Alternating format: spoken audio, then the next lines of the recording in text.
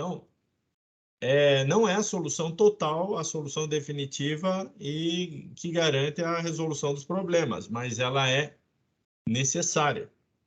Sem isso, você não tem a possibilidade de desenvolver mais a solução para o aprofundamento do conteúdo, para o aluno dominar o assunto e ser aprovado numa disciplina, por exemplo. Então, o primeiro passo ele é uma interação que depende de dois elementos da comunicação, que são os dois sujeitos da comunicação. Se não houver a comunicação, não haverá a transmissão cultural mesmo, ali que ele está transmitindo para vocês, da cultura do assunto da disciplina. É isso que ele está tentando fazer. E esse processo de transmissão da cultura do assunto da disciplina, ela é um processo de mediação. Então, o professor precisa ter esses requisitos aí de mediação, é um deles. Ora, para ele ter a comunicação com os alunos, ele precisa ter a intenção também. Como que ele vai estabelecer o vínculo se ele não quer falar com os alunos? Então, isso é uma requisição. Então, você vê que a solução ela é conjunta. Depende dos professores também. Certo. Agora, partindo do lado dos alunos, o que o senhor acharia que seria uma boa solução ou um princípio de encaminhamento para isso? Bem, a gente já pensou bastante sobre isso, tem aplicado nas aulas, depois da volta da pandemia, da volta do presencial, saindo da pandemia, nós temos o seguinte, nós temos que orientar os alunos sobre formas para eles atingirem os objetivos de uma disciplina, que é como se aprofundar na disciplina. Em resumo, a gente pode simplificar num conjunto de passos que o aluno pode seguir. Inicialmente, você pode dividir uma disciplina entre os assuntos teóricos que a disciplina oferece e os assuntos mais práticos, matemáticos, que modelam aquilo que envolve a teoria. Então, ela é dividida em dois assuntos fundamentais. Um teórico, que ele envolve uma leitura e uma necessidade de pensamento sobre conceitos.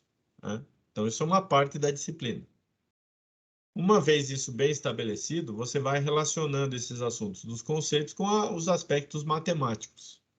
Isso no caso da engenharia. Em outras disciplinas, outros cursos, a gente teria outras abordagens. Aqui eu falo sobre os assuntos que a gente está trabalhando. Mas ele é válido para o ensino em qualquer idade, desde o mais elementar de todos, mais básico, o ensino básico, infantil, até o ensino médio e na universidade e na pós-graduação também. Então, isso é válido para todos os níveis. Eu não tenho experiência ensinando crianças, mas eu tenho filhos pequenos, então a gente pensa em como adaptar, assim, indiretamente, sem falar para eles o que está fazendo, de uma forma bem explícita, como a gente fala na universidade, a gente também tenta aplicar isso. Que é, primeiro, você ensina o básico dos conceitos, a parte conceitual, e essa precisa ser bem fixada. E como que a gente sabe que o aluno aprendeu esse conteúdo? Quando ele é capaz de descrever os conceitos elementares, essenciais da disciplina, com as próprias palavras. Quando ele faz isso, ele tem, então, esse início de desenvolvimento que vai levar ao que se conhece como o aprofundamento na disciplina. Ele vai se aprofundar no assunto. Isso não é invenção minha, isso é uma invenção que os antigos já sabiam, mas que foi sistematizada e colocada, inclusive, em livros e literatura nos anos 70 e 80, e também 90 e assim por diante, na área que fala sobre aprendizagem. Como se aprofundar no assunto? Ora, você começa lendo e tentando descrever você mesmo os assuntos conceituais da disciplina. E, quando possível, relacionando com a matemática que está envolvida no assunto. Tem um comentário, se você pegar os vídeos do Richard Feynman, que é um físico famoso por ter sido um grande professor, ter escrito livros clássicos de ensino de física, ele falava o seguinte: quando eu aprendo um novo assunto, eu tento preparar uma aula para falar sobre ele. Ora, ele está fazendo exatamente o preceito inicial do aprofundamento sobre o assunto. Ele vai falar com as próprias palavras sobre o assunto. Então, esse é um passo crítico necessário. Outros passos importantes, uma vez que você já fundamentou todo o seu conhecimento sobre os conceitos básicos, é você pensar em exemplos que envolvem esses conceitos. Que é como as minhas disciplinas são oferecidas. A gente ensina a matemática, a parte prática, experimental, mas a gente antes, paralelamente, desenvolve e tenta fazer com que os alunos abram o livro, leiam e falem sobre o que leram, para eu identificar também como está sendo a compreensão dos conteúdos, né? Então, uma vez que o aluno consegue expressar com as próprias palavras os conceitos, ele já está atingindo o primeiro nível de desenvolvimento do aprofundamento. Segundo passo do desenvolvimento é você pensar, ler sobre exemplos de aplicação daqueles conceitos, ver os conceitos. Para isso que você tem aula de laboratório, para você ver os eventos e os fenômenos e os experimentos que se relacionam com aqueles conceitos, né? Então, esse seria o segundo passo.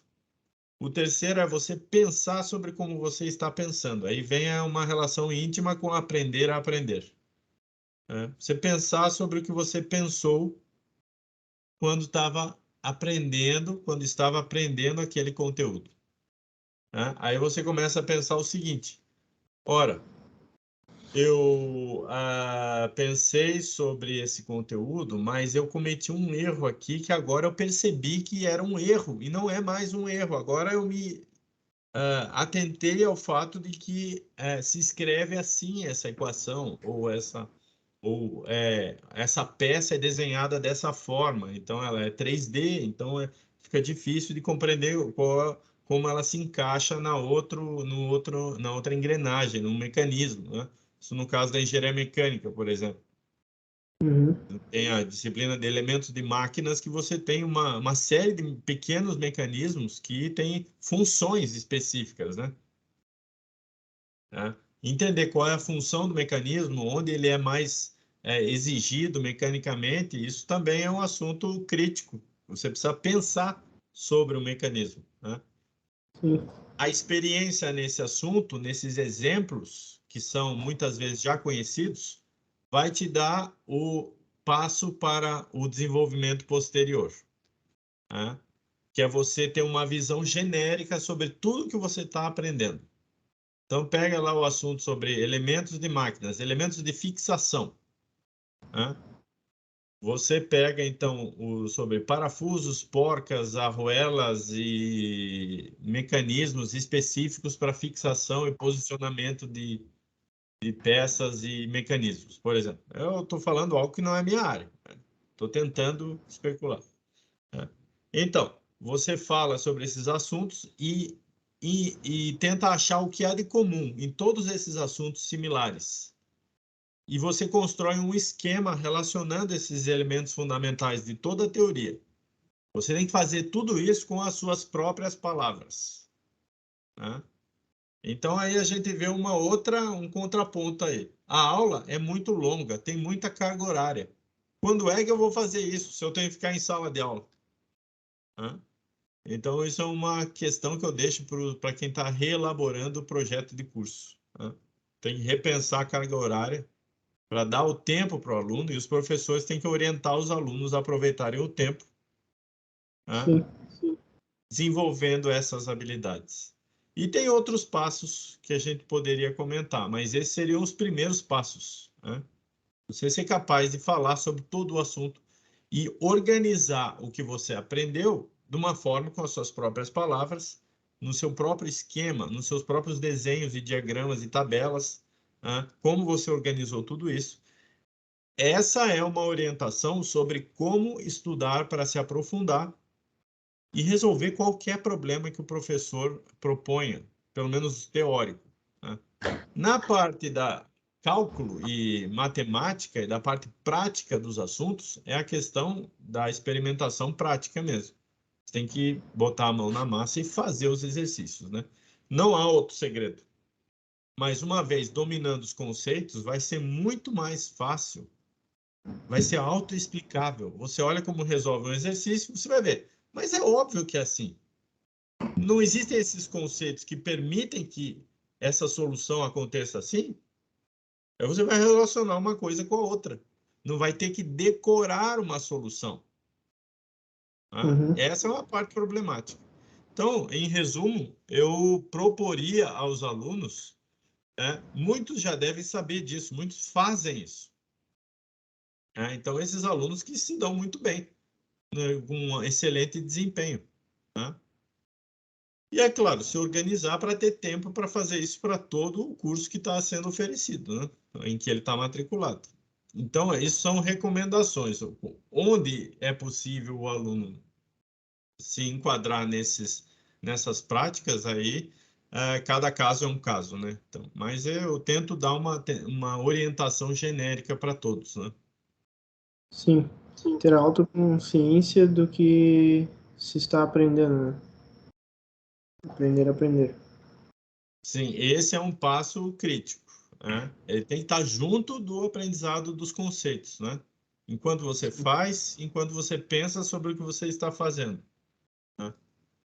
É claro, depois que você ganha a vida profissional, ou se ganha os créditos da vida profissional, você não precisa mais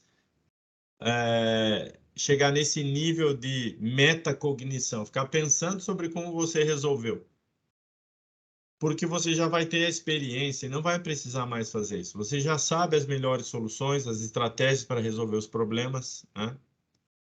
Mas a Uhum. fixação do conteúdo, para você se aprofundar no conteúdo e ser o especialista que a universidade quer preparar, né?